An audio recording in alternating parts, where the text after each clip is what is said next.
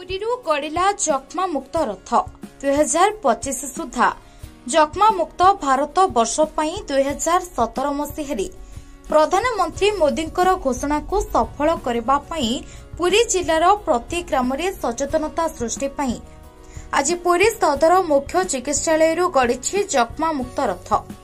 या सहित पूरा 100 दिन सचेतनता कार्यक्रम आरंभ होईछि। एही रथ को लोकसभा सांसद डॉक्टर संबित पात्र, राज्यसभा सांसद सुभाषिष खुंटिया, जिला मुख्य चिकित्सा अधिकारी बीरजशंकर रथ, विभागीय मुख्य ललाटेन्दु मिश्र, वरिष्ठ सेवायत मधुसूदन सिंहरी और समाजसेवी डॉक्टर बद्री मिश्र मिलित भाव में उद्घाटन करथिले। प्रारंभ में डाक्तर ललाटेन्दु मिश्र अध्यक्षतार अनुष्ठित यह कार्यक्रम उद्बोधन दे सांसद सुभाषिष खुंटिया कहले जे तृणमूल स्तर जक्मा निराकरण पई एक सुस्थ भारतवर्ष गठन पई समस्ते सजग हेबार एबे आवश्यकता रही। जक्मा चिन्हट पई अत्याधुनिक कौशल और परीक्षार पई जहा आवश्यक धर्म और पर्यटन क्षेत्र पुरी आम दुई सांसद केन्द्र सरकार जे आणिबु एहा निश्चित।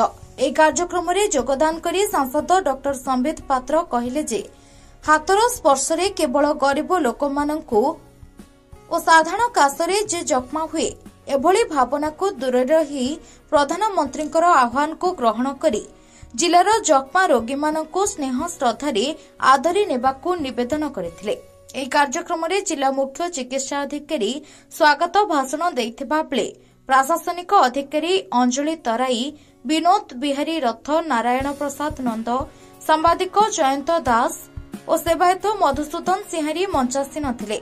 देवाशीष मर्दराज नेतृत्व में वेणुधर नायक, दैतारी पट्टनायक और सुदर्शन जेना परिचालन अनुष्ठित यह कार्यक्रम शेष में सदस्य बद्री मिश्र जक्मा निराकरण पर निष्ठार सहित काम करुथिबा पुरी जिलार समस्त स्वास्थ्यकर्मी, सुपरभाइजर और कर्मचारी चाकरी दायित्व पई सरकार सकारात्मक निष्पत्ति नेबाकु दुई सांसदों दृष्टि को आनिथिले। धन्यवाद देथिले नारायण राव। देखो अपन जानी माननीय प्रधानमंत्री नरेंद्र मोदी जब प्रधानमंत्री हेले सेतेबेले से टीबी रोग केंती भारत वर्ष छाड़ी जीव, भारत केंती टीबी मुक्त हम ताहापे विशेष ध्यान करथिले।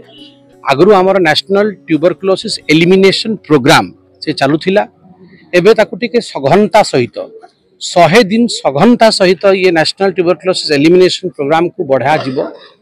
आम पंचकुला हरियाणा रे आज जगत प्रकाश नड्डा जी आमर केंद्रीय मंत्री स्वास्थ्य एवं कल्याण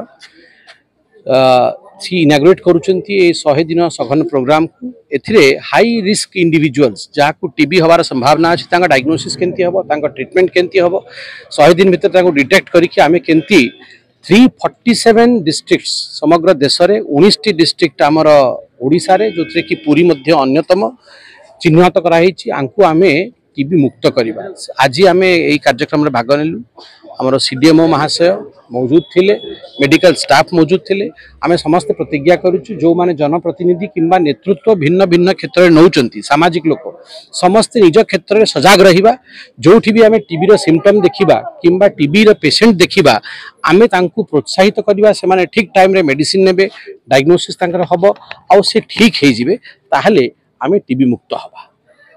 टीबी मुक्त हवा पाई आज जो प्रयास आरंभ करा 100 दिन कैंपेन प्रोग्राम करा पर्टिकुलर श्रीक्षेत्र पुरी टीबी को मुक्त करा निहाती रूपे जिला प्रशासन जो प्रचेष्टा सफल किपरि हो समस्त को निवेदन करछि। जो जो अंचल मानक टीबी नॉलेज रे अच्छी टेस्ट करंतु, टीबी रोग भल हो पारुछि, समस्ते आसंतु आमे परीक्षा करवा एवं ए रोग को निराकरण पाइबा। जय जगन्नाथ। जय जगन्नाथ। आमर यशस्वी प्रधानमंत्री श्रीयुक्त नरेंद्र मोदी जी जो देश गरीब लोकंर एवं स्वास्थ्य जो चिंताधारा विचारधारा अच्छी से आज से टीबी मुक्त भारत करने 100 जगार आज जो टीबी मुक्त भारतर अभियान आरंभ होती आम ओडिशार 19 जगार हो पुरी आज से प्रोग्राम सामिल होती। आज समस्ते उपस्थित थे आम माननीय सांसद डॉक्टर संबित पात्र महाशय थे आमर राज्यसभा सांसद सुभाषिष खुंटिया उपस्थित थे सीडीएम थे उपस्थित थी समस्त आमर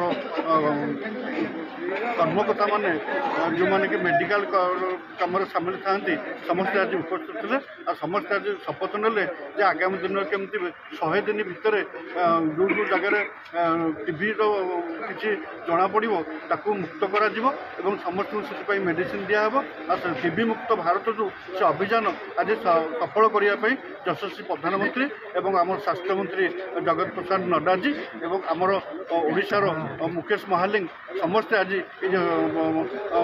सामिल होती प्रोग्राम भारत केमती रोग मुक्त हम से समस्ते आज प्रतिज्ञा रमेश साहू रिपोर्ट संभव टाइम्स।